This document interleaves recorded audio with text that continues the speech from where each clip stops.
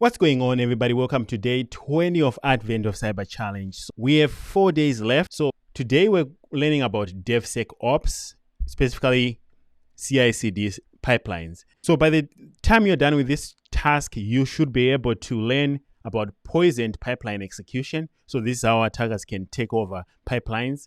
Then understand how secure CI/CD pipelines can be deployed. That way you can learn how to protect your environment and also learn the best way to implement CI/CD pipelines using GitLab and any other platforms that you have out there.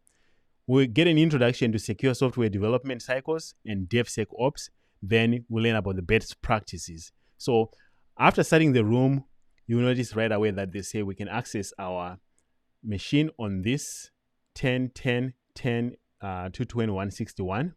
So what I need to do is sign into VPN and get into this machine, or I can start the attack box. Let's make sure that we start our VPN.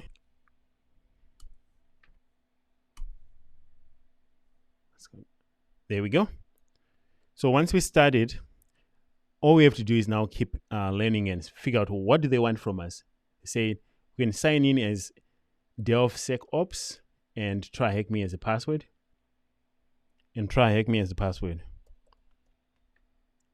All right, don't save. And once we get in here, we see that we have one repo, AOC DevSecOps calendar. Let's explore this repo quick. And in this repo, we notice that we have our code. So if you scroll up here, this is the actual pipeline. Okay, so what is happening here? You may be wondering. So this is called GitLab, and GitLab, this is where we store secure code, or we securely store our code if it's protected with a password. So if you write a program or piece of code and you want it to automatically deploy in an environment, you can use GitLab. This is part of the CI/CD pipeline, meaning you have continuous integration and continuous deployment. What does that mean?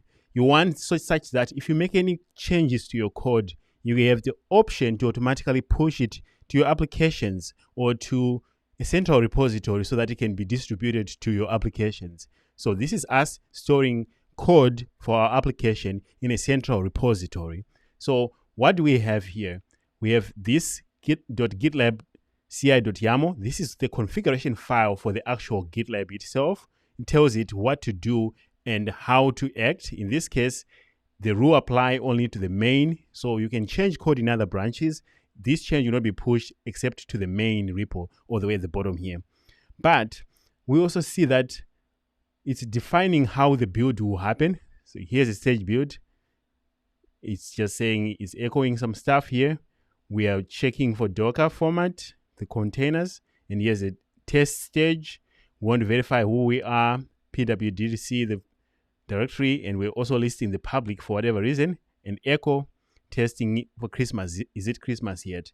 Then it looks like here we are actually echoing some code, HTML code for the site with an image defaced calendar.jpg. So this is actually interesting. And then that code is being hosted in a container, Docker container using Docker run, and we are running it on port 9081. So let's go and check it out. 9081. So on the same IP address, 9081. All right. So it looks like now we are loading the defaced website. So CI/CD pipeline is being used to deploy this code. Now we need to investigate who defaced this website. How did they do it? When did they do it?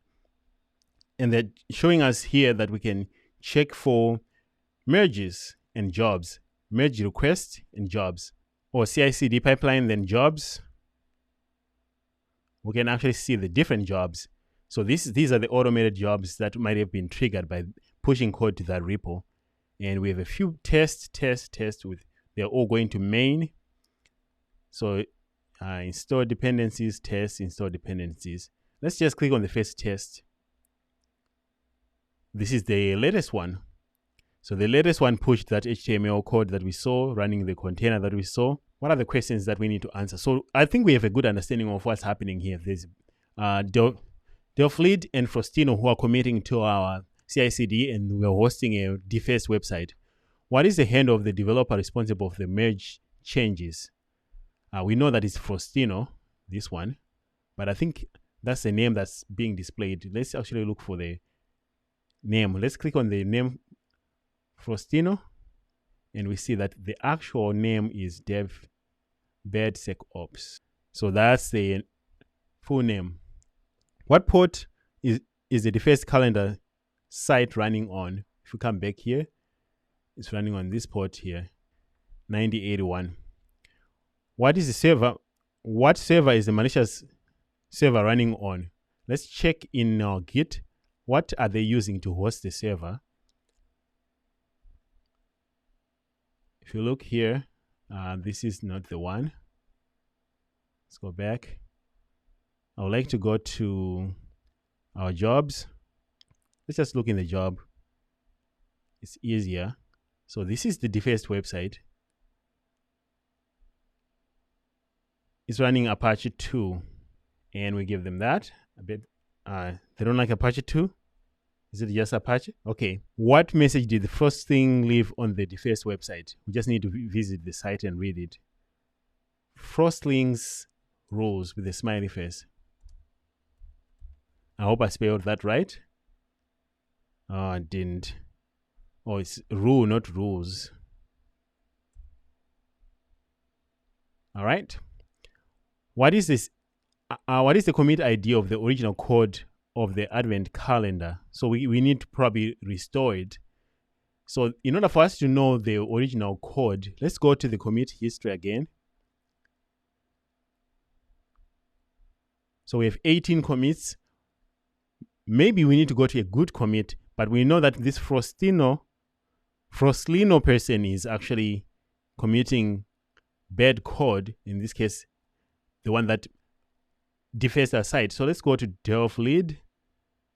Let's check this one. Does this one have any bad changes? We can actually view the file.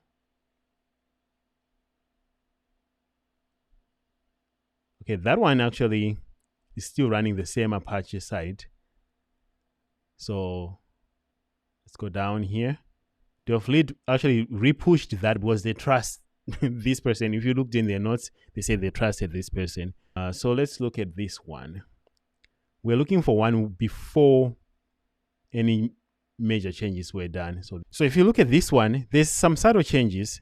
This one is being hosted on 9080, and this one that's defaced is on 9081. So this one looks like the original one. Let's try this commit number here. So the actual commit ID, I can just grab it from up here, all the way at the top. There's other ways you can do this, but that's how I'm going to do it. Then we come here, give them the code. So it says, if you enjoyed today's challenge, please check out the source code security room, which is nice. Okay, and then we're not doing the last one as well. This is already done.